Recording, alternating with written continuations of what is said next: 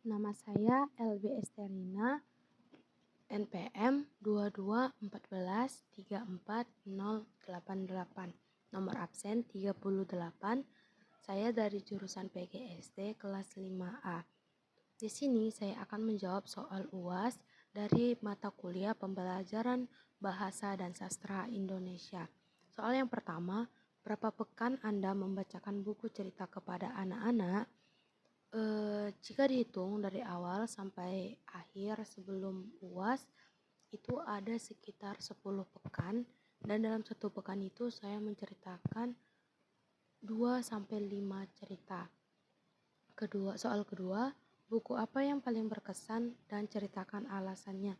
Ada 2 buku yang paling terkesan menurut saya itu, yaitu yang pertama buku Bisa dan Tidak Bisa, yang kedua itu buku Aku Tidak Takut. Alasan saya memilih kedua buku ini yang kenapa sangat berkesan bagi saya, karena buku yang pertama Bisa Tidak Bisa mengajarkan kita tidak hanya untuk anak-anak, tetapi untuk kita untuk orang tua juga, orang dewasa, bahwasanya memang tidak semua hal bisa kita lakukan. Ada beberapa yang bisa kita lakukan dan ada beberapa tidak bisa kita lakukan. Belum tentu yang bisa kita lakukan bisa dilakukan orang, dan belum tentu juga yang bisa dilakukan orang bisa kita lakukan. Dan buku yang kedua, Aku Tidak Takut, di sini menceritakan bahwa baiknya itu positive thinking, ataupun baiknya itu pikiran yang baik. Maksudnya itu dimana di sini buku ini bercerita tentang seorang anak yang keluar dari rumah. Begitu dia keluar dari rumah, dia melihat adanya kegelapan di luar rumah, dan di kegelapan itu dia bertemu banyak sekali hal-hal yang aneh, misalnya seperti suara-suara yang buruk, suara-suara yang menakutkan, dan benda-benda yang gelap. Jadi dari cerita ini kita diajarkan bahwa kita itu harus positive thinking, yang dimana belum tentu hal yang kita pikir itu buruk, tapi itu tidak buruk gitu. Contohnya, kalau kita udah jumpa di kegelapan, pasti kita memikir, kalau dengar suara ini pasti ini, bayangan itu pasti ini.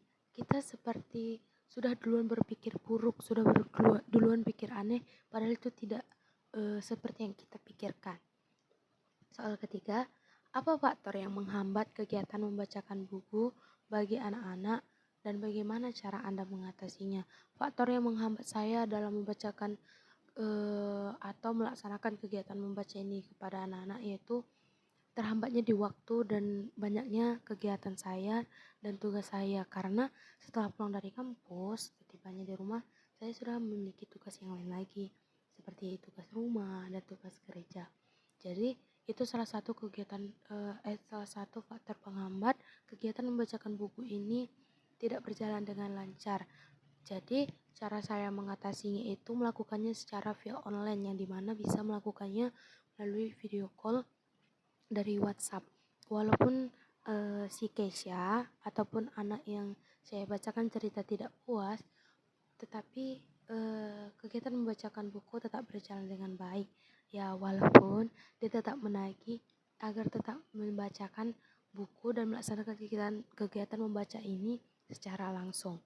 Soal keempat, menurut Anda, apa yang membuat kegiatan membacakan buku pada anak menjadi lebih baik? Menurut saya itu karena cerita buku yang diceritakan ini seperti komik, tidak hanya fokus pada teks, tapi ada juga gambar ilustrasinya. Jadi cerita kegiatan membacakan buku ini menjadi lebih baik, dan saat saya membacakannya memiliki pelafalan, intonasinya, artikulasinya, ketepatan membacanya, ketepatan tanda bacanya itu pas.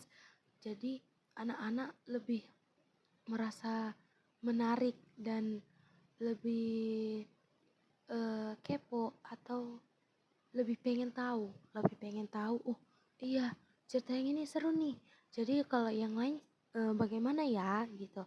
Menurut observasi saya dari yang sudah saya lakukan selama ini. Jadi jika buku yang dibaca hanya full text, anak-anak pasti saat membacanya pun mudah bosan dan imajinasinya terhadap teks yang dia baca, cerita yang dia baca terbatas.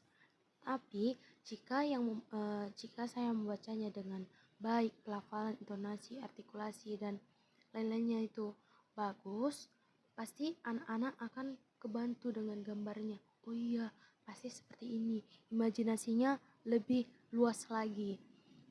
Itu menurut saya tentang yang membuat kegiatan membaca itu menjadi lebih baik. Soal kelima, jika dinilai dari 0 sampai 10, kemampuan Anda membacakan buku kepada anak berada di nilai berapa? Jika dinilai, saya memberi nilai 9. Kenapa tidak 10? Karena masih ada beberapa buku yang saya membacakannya itu belum bisa sepenuhnya memenuhi kriteria membaca, seperti pelafalannya, intonasinya, tanda bacanya, belum semuanya bisa saya kuasai dan ada di beberapa buku.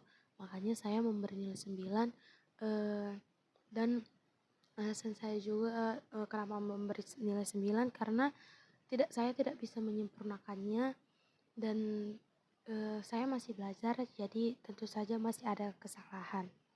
Terakhir, soal 6. Bagaimana rencana Anda selanjutnya terkait mempersiapkan diri menjadi guru SD, khususnya pada keterampilan berbahasa, yaitu menyimak, berbicara, membaca, dan menulis.